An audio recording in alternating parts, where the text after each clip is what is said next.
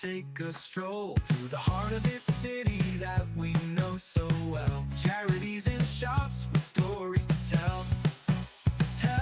Community connections, that's the way. We light up local every day. From the fun to the heart to the city's soul. It's Marlborough pride, let's roll. WMCT, it's where we'll be. Marlborough pride on your TV.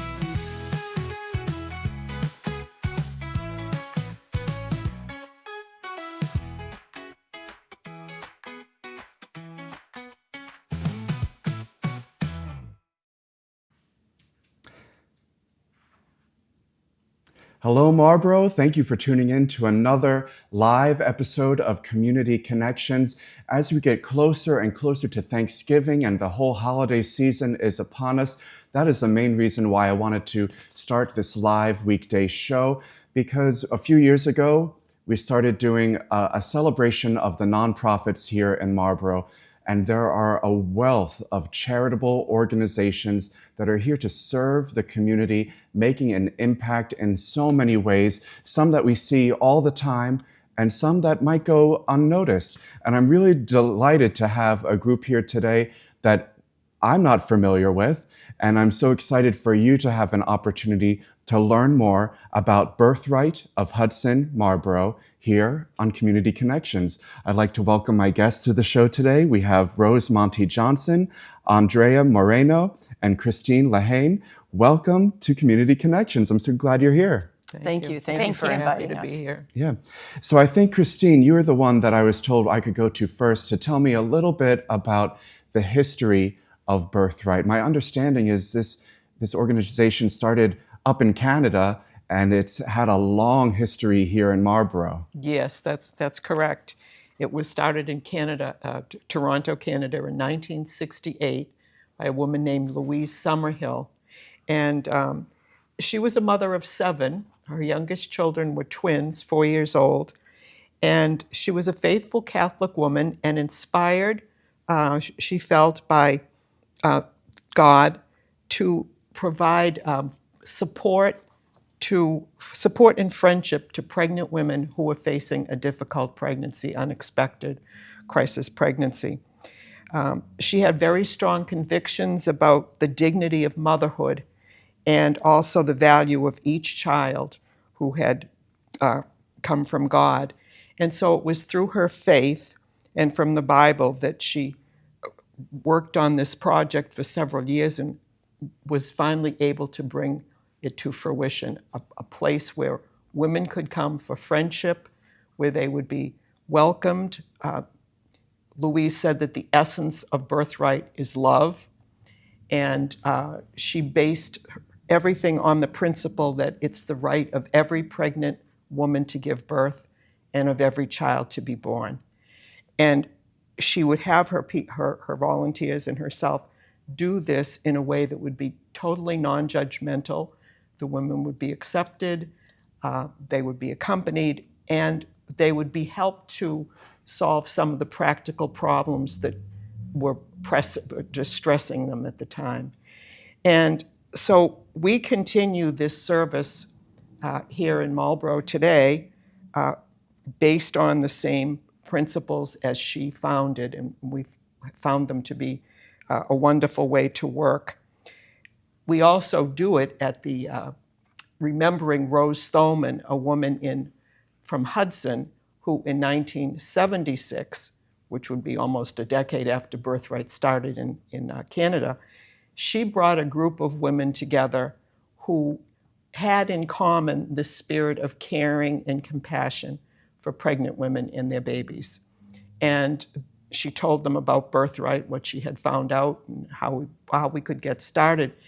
And the women were all very enthusiastic and so took up the task almost immediately of becoming a chapter of this international organization, which today has many, many centers all over Canada, the United States, and Africa. But the women took up the challenge and started a Birthright. So we were in Hudson to begin with for a number of years, but since the mid-90s, we've been at the same location, 277 Main Street in the Victoria Building. And we have a lovely office where we continue to still receive women. All our services are free, confidential, and we do our very best to love the women and accompany them. And I'm sure you'll find from what Rose and Andre have to say that the women who are volunteers today, they just have so much compassion and care for the women. Each woman brings to the work her own individual strengths, and I think Rose will get into that, all the different kinds of services and things we do. Wow. So almost 100 years here in Marlborough, right? Well, no, almost 50. Oh, 50. I can't do my math. Yeah, 50. You said 100 or something earlier. Oh, you threw me off. 1976 is when Rose Thoman started Birthright of Hudson, Marlborough. Wow. We were in Hudson in a couple of locations in Marlborough for a few years, but then in the same spot for 30 or 40 years. Now, who can tell me about the services you provide? Because even looking at the website, it seems more than just food and clothing and physical needs. It seems like that element of compassion and friendship and support is prevalent in your mission as well. Mm-hmm. That's very true. So the mothers come in, a lot of the mothers we see once a month. So you really get to know who they are. You get to talk to them when they come in, ask them how the children are. If they bring a child in, it's always great to see the children. And a lot of them have older children. And if they bring the older children in, we have a bookcase where there's books so they can choose a book. So they don't feel like it's just the younger child getting something. They come in and they can pick out a book, and, we're encouraging reading at the same time, right? So yeah, we really get to know the moms. They come in regularly and we get to see them. And a lot of them, as we had alluded to earlier when we were talking to you, that they're Spanish or Portuguese. So we have Andrea, who is Spanish speaking and can speak some Portuguese. So we're always looking for volunteers that are multilingual. So yeah, it's a great opportunity to get to know the moms and children. Wow. So break down, what are all the different services that are provided? A mother comes to you with an unexpected pregnancy is the usual scenario? That doesn't happen as often as maybe it did early on when Birthright was founded. But if someone comes to us now and they are pregnant, they may or may not know the sex yet. And if they do, we provide them with a layette with the appropriate gender clothing. So the layette is actually a diaper bag with, several packs of diapers, newborn, size 1, and some clothing, new clothing, 0 to 3. We always like to give them at least one. We have a lot of hand knitted, people donate crocheted or knitted blankets. We put one of those in there. We also have people that... that's such a special touch to have something handmade in there as well. And we also get someone that makes quilts for us. Oh, wow. And those are just beautiful, great for tummy time blankets. So we put all of that into a diaper bag, an extra bag of clothing, some gently used, larger size clothing. And that's what we provide when the baby is typically about 2 weeks before the baby is due. We'll have them come in. And then after that, once a month, the mothers can come in once a month, and we provide them with diapers, wipes, diaper cream, shampoo, lotion, baby oil if they need it. And then we have bins of gently used clothing that go up to size 2. So 2T, from 0 to 2T is what we have in our clothing bins. And then after 2T, we just don't have the space to continue to, No. Yeah. And you're even saying that you take on some of the organization yourself. Do you do this out of your garage, or where? I store all of our clothing, seasonal clothing, in my garage. So we try to keep, just seasonal clothing in the office. Our space is kind of limited, but the bins do get empty pretty quick sometimes. And so we do have an Instagram page. And on our Instagram page, when we are low in some of the bins, our media person, should put out a Claire post. Claire will post out there. Alert what the we're troops. looking We for. need Yes. size Right. this, right? Yeah. Right. Yeah. 12 to 18-month clothing, girls needed. And But even before the baby is born, you said that there are other services that a pregnant mother can receive, like maternity clothing. What Yes. other things might they be in need of? just friendship. Yeah. If they want to come in and talk, if they're, any struggles they may be dealing with, they can come in and we're open to sitting down and chat with them, help them, through any emotional needs they may have. Yeah. And we also would refer them for any services that they needed, make sure that they have what they need that's available in the community or through Yeah. the state. So food assistance services, or what other we, types we of... don't provide food, You don't provide it. we provide the information to them of how they can sign up for that. A great sign up hub for- of a resource there of different people you could connect them to then, Yes. right? Yeah. Yes, And the exactly. cupboard's right next door. The community cupboard is right across the street from us. So that's great because we can just show them right out the window where to go and get the extra food. And also the community cupboard on the second floor has larger size clothing too. So that's another option for them. So who can take advantage of your services? Do they need to show in any way that they are in need of a financial support, or is it someone just comes in and you welcome them with open arms? They come in and we welcome them with open arms. We're non-judgmental. We don't know what their background is. We only take their first name and their phone number. We don't ask for any other information other than that. And their name we want because we want to build a relationship. And in their phone number, we take that in case they're looking for something and we don't have it. We'll be able to call them back and say, we just came across this, and if you'd like to come in and pick it up. Wow, that's fabulous. Yes. Now, Andrea, I'm curious. They're very lucky to have someone who's multilingual on their team there, and I'm wondering what drove you to this organization to get involved, and how it's been like being this sort of translator sometimes. Well, it's been great. It was actually through a priest that I went to Birthright, maybe 7 years ago, actually. He was like, they need someone to translate. There's a group of women that need your help. And I was like, okay, I'm looking for something to give to people. And Well, I was let's like, give perfect. a shout out to your church. What church do you belong to? I see. Immaculate Conception, yes. Wonderful church. So yes, it was And a so priest. involved in the community too. Yes, they're so involved. So he Oh, was their the one. parade float every year. Do you walk in the, I the do. Labor Day parade? I do. Sometimes I do. Some years I do. They've got the yes. music playing. It's a great community Yes, there. yes. So they introduced he was you. the one that told me to go and help because they needed someone to translate. And I was like, perfect, I can help 2 hours a week because it was only one day.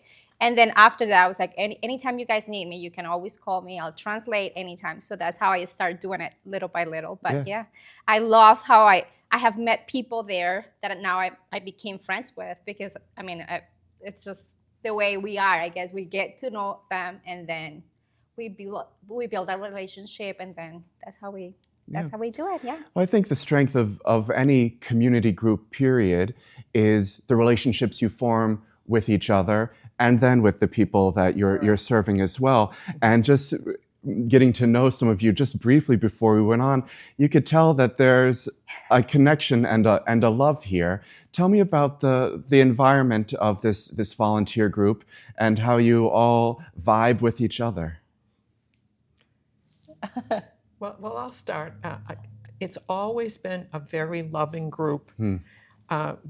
There's no dissension. People get along well, and people really try hard to give of themselves. And I think that we have an atmosphere of, okay, you want to try this idea? That sounds good. Well, go ahead and try that. You think you can do that? That'll be great. Not everybody has the same skills or the same things that they like to do. So it works out really well. It's just a group of people that really care about one another and care about the mission. In fact, I'd say the volunteers really love this mission. Yeah. They're excited and enthusiastic about it, and it's become a part of their life. There are several volunteers that are even a bit older than I am, and then there are some young people like Andrea and Rose. And so people just seem to really, if this is what they like to do, they want to do it wholeheartedly. And it's not a huge commitment in time. No, what are we talking about? Most of the volunteers volunteer for 2 shifts a month, and a shift is 2 hours of time. So Yeah.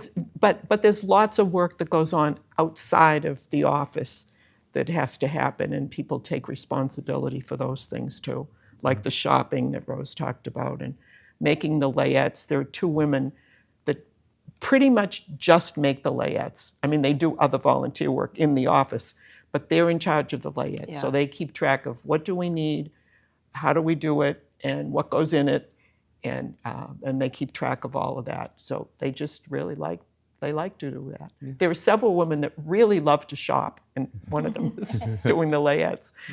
I myself don't enjoy shopping at all. So that's not for So you. that's not for But me. there's a place for but I everyone. have found, things that I enjoy doing and can do. Well, what's your pretty well. specialty? What do you enjoy doing the most? Well, I like to write.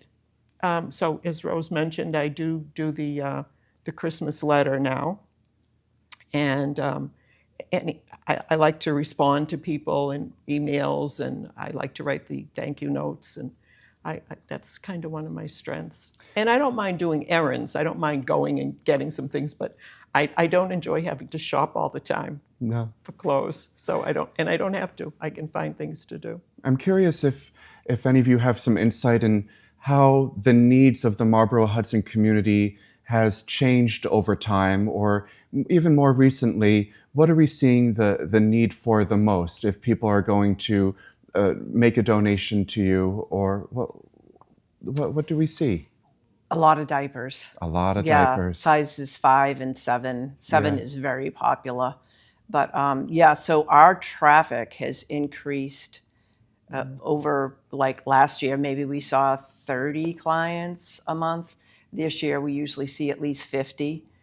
And last year, we only did about 30 layettes, and this year we're at almost 50 layettes.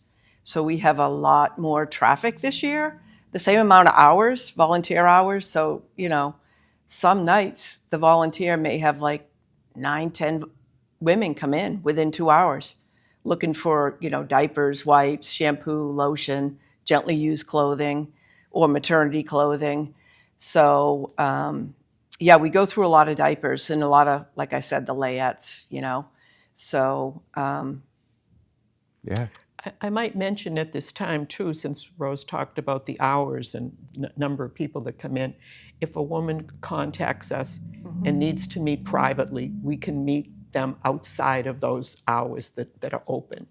So for a woman to come and who's newly pregnant and needs to talk with us, that wouldn't be a good time to come. It would be a good privately. time to come and set up an appointment, but and we would meet outside of the time when there would be lots of traffic in the office. Yeah. So the confidentiality, Yes, if it's requested, is still Definitely. honored. Yes. Yeah. Incredible. And Andrea also, sometimes she'll call people and meet them. They can make an appointment if they're Spanish speaking and they feel more comfortable just coming in, separately, then that's always an option as well. Wow. Well, there's still a lot more to explore here. And when we come back from a quick word from our sponsors, our friends here from Birthright of Hudson Marlborough are going to explain how you can get involved as a community member. And furthermore, if you know someone who might be in need of these services, they're going to give you all the details on how you can reach out and get in touch to receive those. Stick around. It's shout-out time. WMCT-TV would like to thank our sponsors for supporting community media here in Marlborough, Massachusetts. Drumet Hair Salon and Day Spa, offering services including extensions and keratin smoothing, coloring and blonding, precision cutting, and more. Drumet Hair Salon and Day Spa is located at 31 Spring Hill Ave in Marlborough, Massachusetts. The Coffee Loft.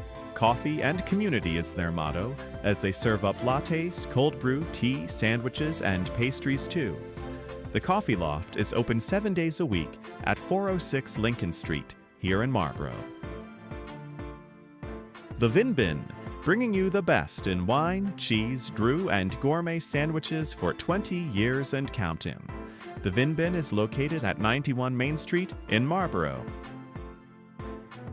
Author and illustrator Mark Martirosian, host of TV's Drawing with Mark on WMCT-TV. Mark is offering free downloadable activity pages for kids of all ages. Email pennyarcadecreative@gmail.com for more information.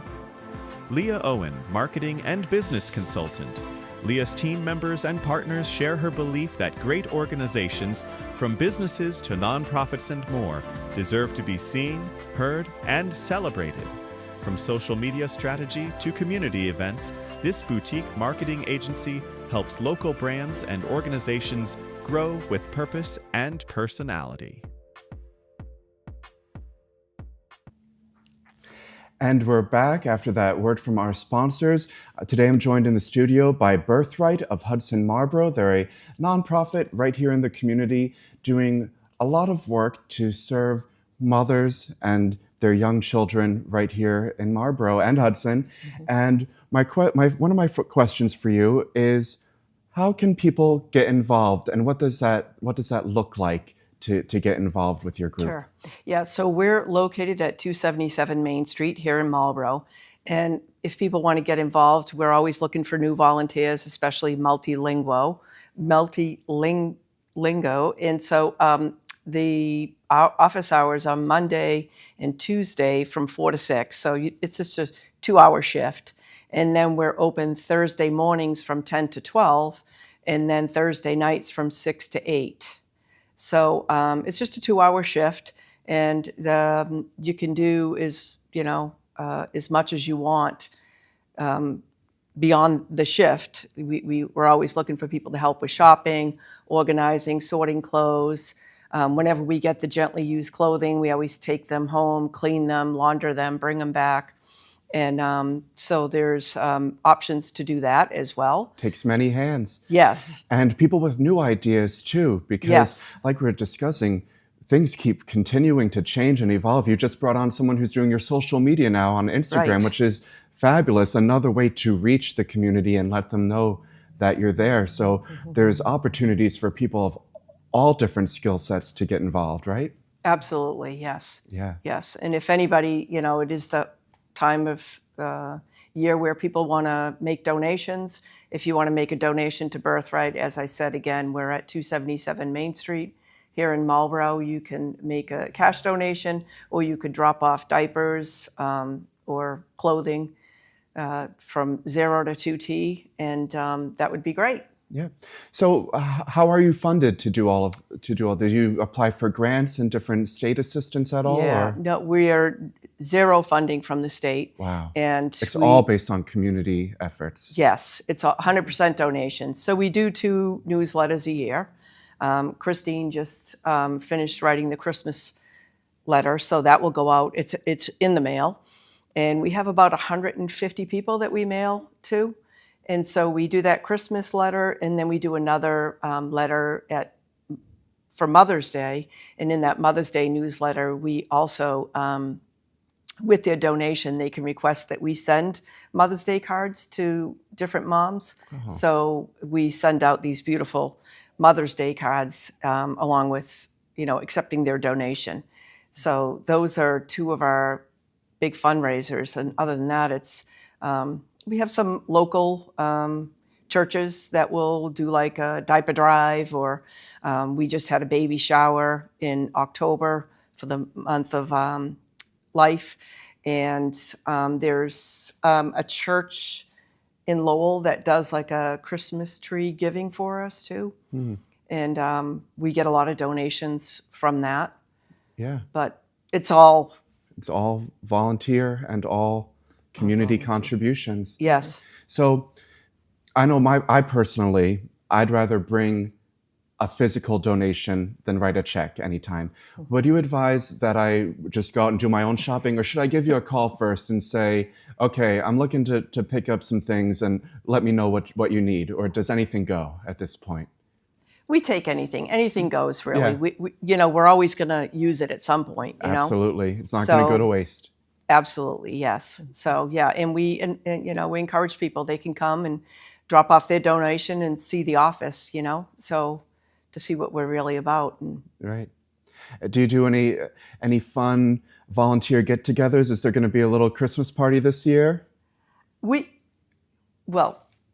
haven't done it I since stumped I you was. there. I stumped you. So we haven't done it yet. Well, now the but- pressure's on because my team's like, when's our Christmas lunch? And I got to Right. figure something out. Because schedules are crazy around the holidays, too. Right. Yeah. It would be great for us all to get together. I'd say so. But hopefully, we can sort that out and host it at someone's house, maybe, or I don't know. Yeah, But- we have done it in the past, before COVID, to tell you the truth. We Yeah. used to have one or two social gatherings at somebody's house.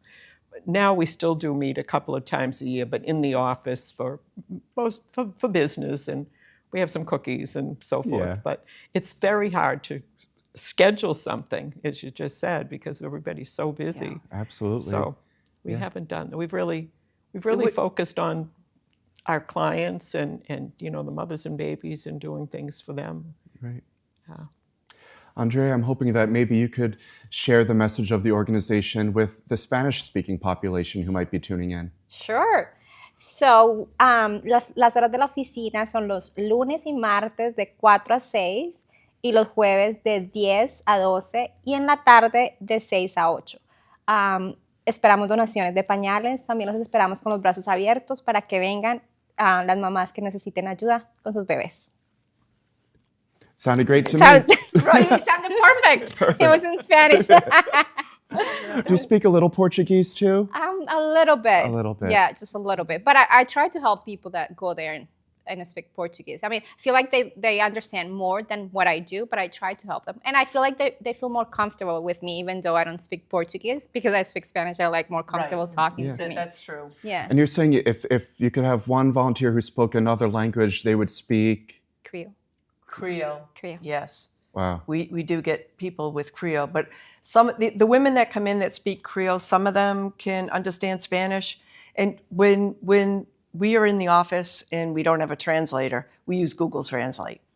In a pinch. So we'll pull up the language and some of the moms that come in, if they know that the volunteer is only English speaking, they're ready with their phone to just start They're ready. talking with us. So Yeah. it's just a common thing to use Google Translate. But like Andrea just said, when she's in the office and someone comes in and they speak Spanish, or even if they're Portuguese, they feel much more comfortable. You can see that they're more At ease.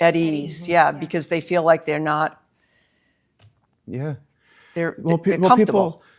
Well, it's their own language, so they yeah. feel a little bit Yeah. more comfortable. But sometimes I try to speak in English too, like because Yes. I've seen that. So, but yeah, Well, in a friendly environment, you're trying Yeah. to test out some new skills as well. there you go. Yeah. But I was wondering if one of you could share a success story or a personal story of someone who benefited from your services. We're going to maintain some confidentiality, of course, but tell me about a particular encounter that really touched your heart.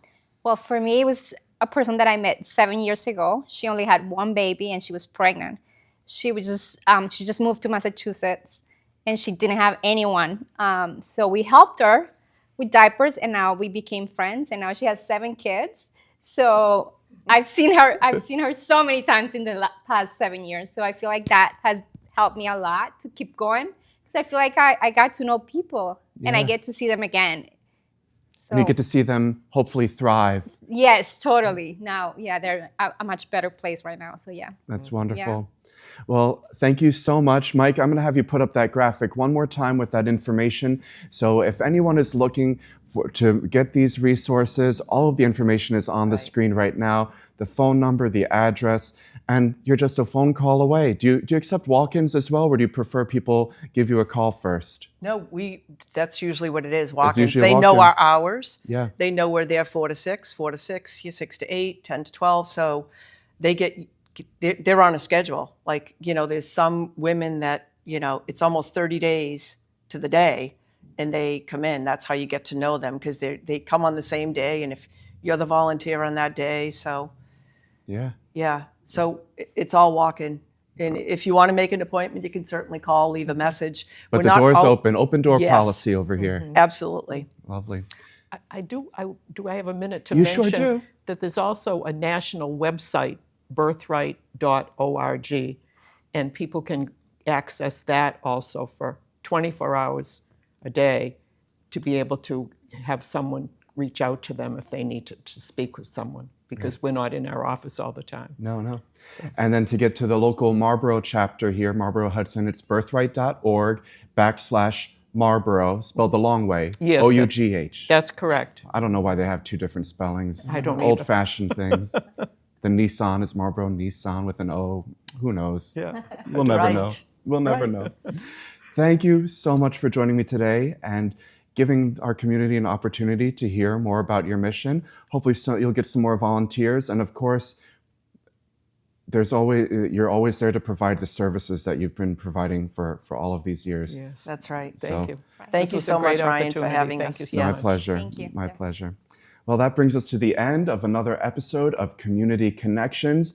We're going to take next week off because I got to defrost a turkey. I've got sides to make. I've got to buy a cheese platter downstairs at the Vin Bin. There's things to do. But we'll be coming back that first week of December on that Wednesday with some more special guests featuring the nonprofits in our neighborhood. I think we have Fresh Start Furniture Bank, which I bet you guys collaborate with them as well. We Yes, do. we do. Absolutely. So we'll be back next week with Fresh Start and Cheryl Jouer from Team Sharing.